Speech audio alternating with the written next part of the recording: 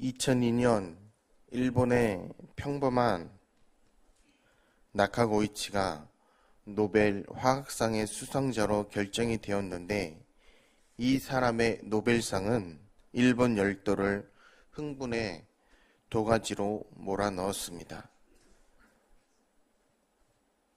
일본인들이 흥분한 것은 두 가지 이유였는데, 하나는 일본이 3년 동안 화학 분야에서 노벨상을 탔다는 것이고, 두 번째로 흥분한 것은 이 나카고이치가 전혀 이름이 알려지지 않은 평범한 회사원이 수상자로 선정되었다는 것입니다. 대개 노벨 수상자가 되려면 연구 업적이 있어서 세간에 어느 정도 이름이 알려진 사람이 수상자가 됩니다. 그러나 그는 대학 졸업이 학벌의 전부인 무명의 회사원이었고, 그에게 노벨 수상자에게 걸맞는 법한 박사, 교수, 여러 가지의 기타 등등 칭호, 그런 것들이 전혀 없는 회사원이었습니다. 1983년도 후쿠대학 공학부 전기공학과를 졸업한 후 교도의 정밀기기 회사 시마즈 제작소에 입사한 후 학사 출신의 평범한 연구원일 뿐이었고, 나이도 43세, 젊은 나이였습니다. 이색적인 다나카 씨의 이런 경력은 일본 열도를 놀래키기에 충분했습니다. 본인 역시 노벨상을 수상하리라고는 예상조차도 못했고, 수상자 선정 통보를 받고 회사 작업복 차림으로 기자회견에 임한 그는 아닌 밤중에 홍두깨라고 어안이 벙벙한 모습으로 텔레비전 카메라 앞에 서게 됩니다.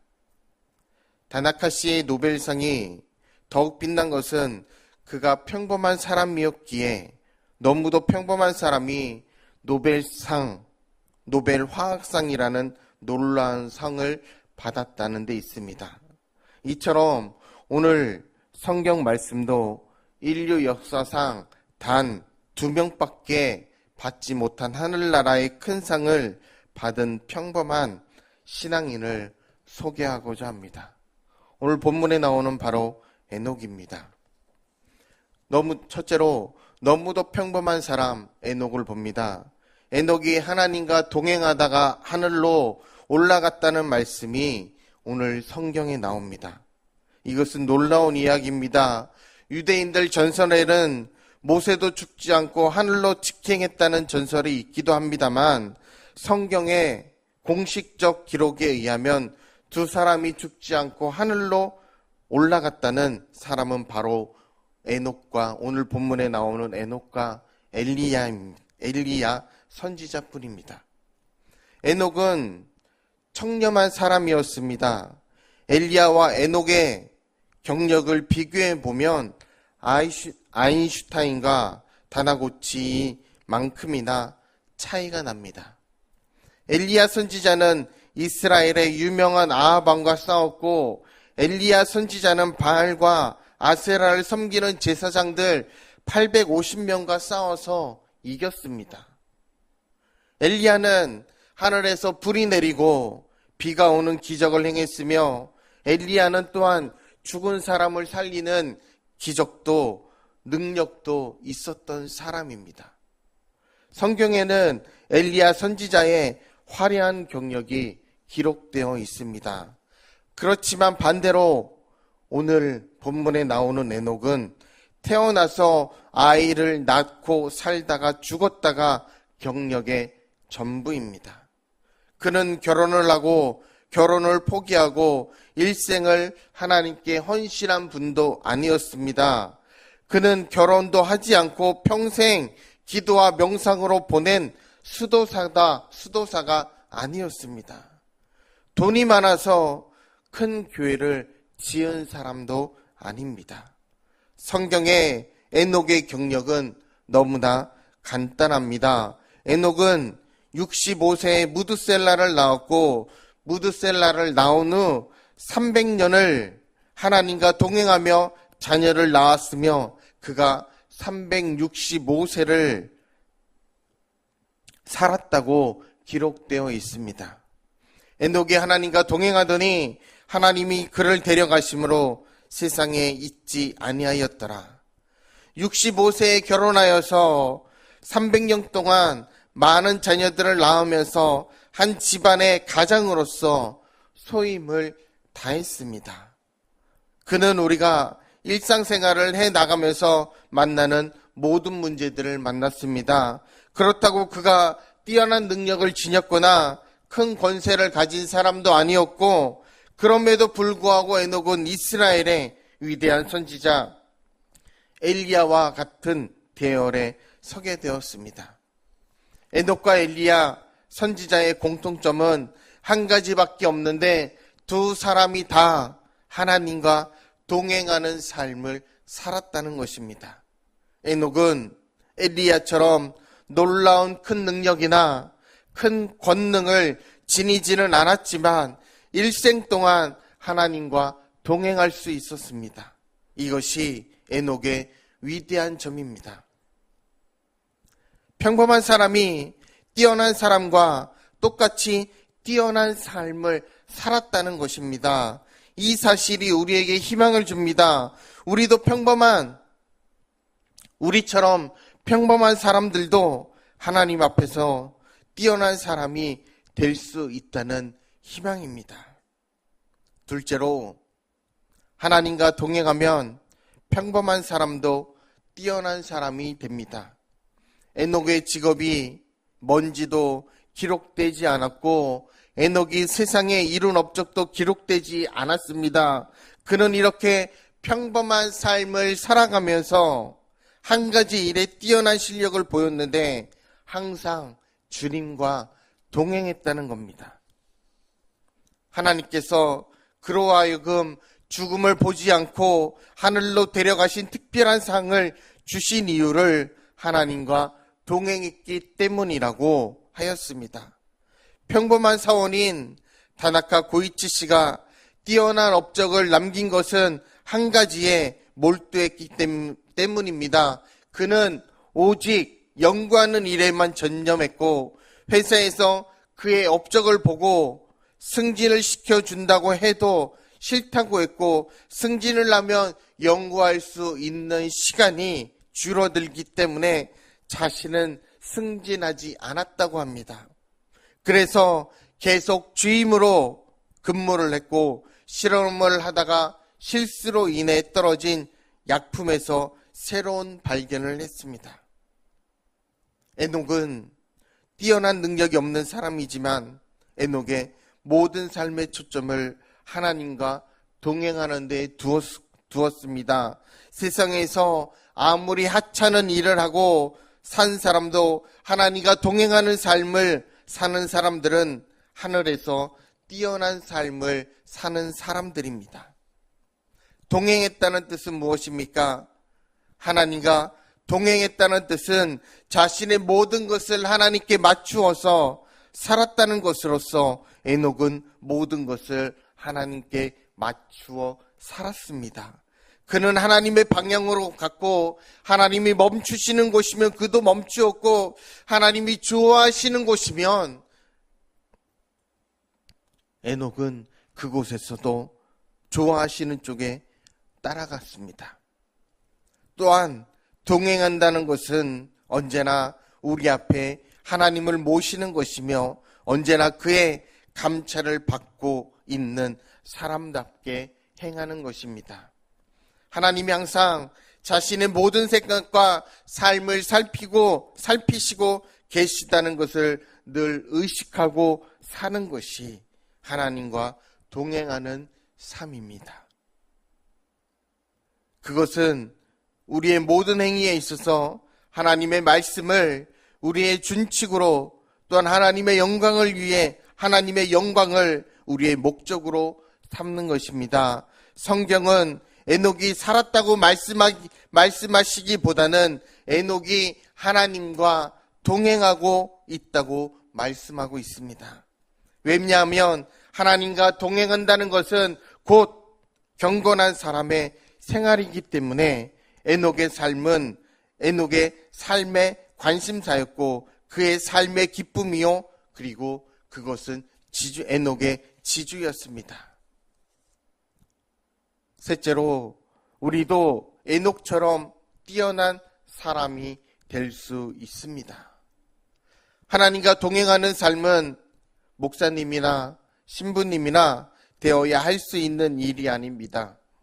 결혼도 하지 않고 가정도 갖지 않고 수도원에 들어가서 돌을 닦아야 가능한 일이 아닙니다.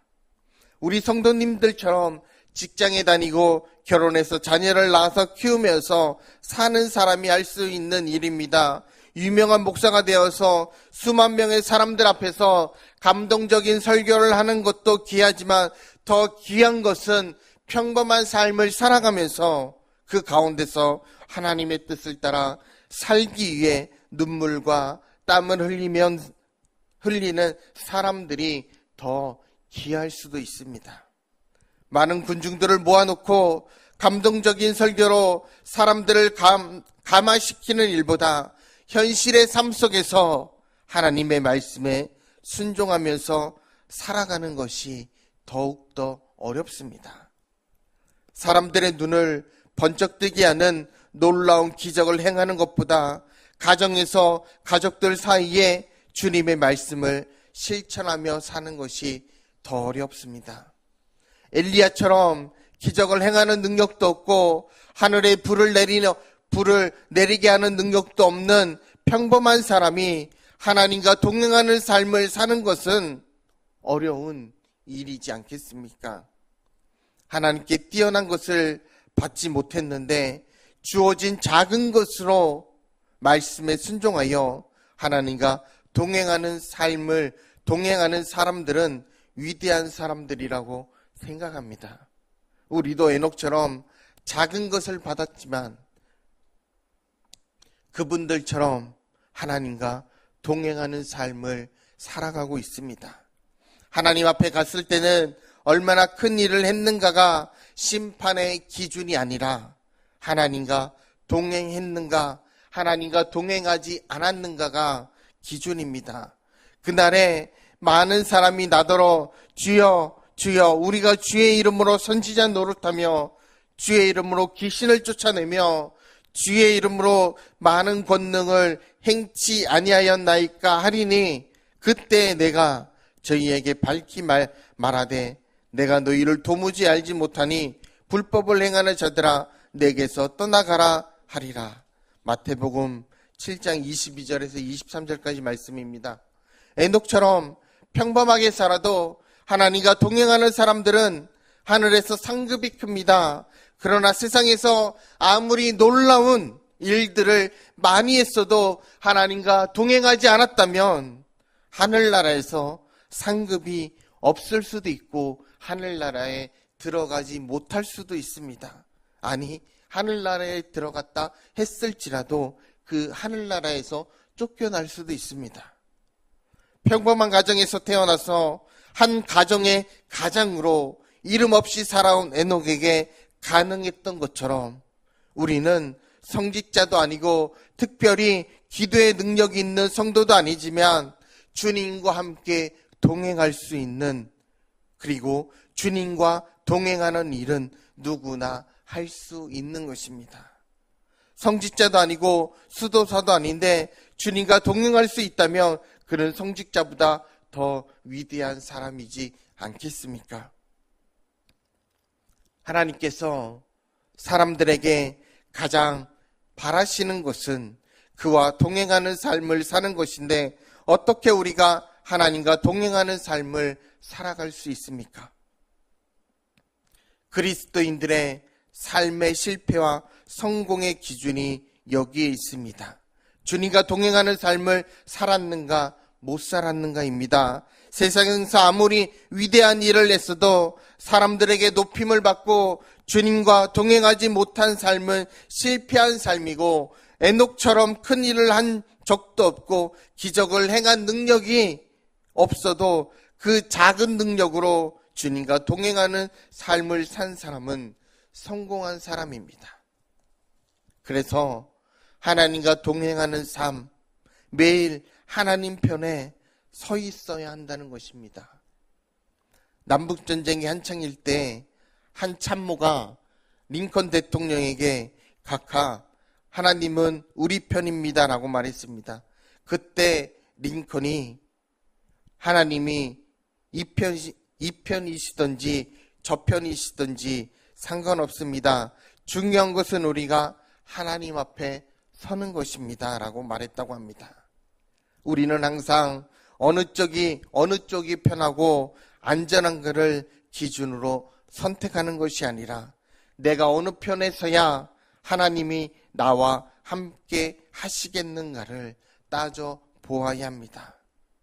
하나님과 동행하는 데는 대가를 지불해야 합니다. 에녹도 하나님과 동행하기 위해서 때로 많이 참고 때로는 손해보고 육신의 고통이 있었을 것입니다. 하지만 하나님과 동행하는 사람들에게는 반드시 하나님의 큰 상급이 있습니다. 에녹은 죽음을 보지 않고 하늘나라에 올라갔고 자손들이 복을 받았습니다. 인류 역사상 가장 오래 산 사람이 무드셀라인데 무드셀라가 바로 에녹의 아들입니다. 우리는 특별히 재능이 없는 평범한 사람들이지만 뛰어난 삶을 살아야 하고 어디서 무엇을 하든지 항상 하나님과 동행하는 삶을 살 때 우리는 뛰어난 삶을 살게 되고 하늘에서 귀한 자로 대접을 받을 수 있습니다. 우리 성도님들이 하는 일이 아무리 하찮은 일이라도 아무리 낮은 자리에 있다 하더라도 하나님 편에 서서 하나님과 동행하게 된다면 그 작은 일을 통하여 성도님들은 위대한 일을 하게 될 것입니다. 하나님은 우리가 하나님과 가까이 있는가 멀리 있는가를 중요하게 생각하십니다. 하나님과 동행하는 삶을 살았다고 고백할 수 있는 가장 영광스러운 하늘나라의 노벨상을 받을 수 있는 청신제일교회 성도님들이 되기를 주님의 이름으로 축복합니다. 기도하시겠습니다.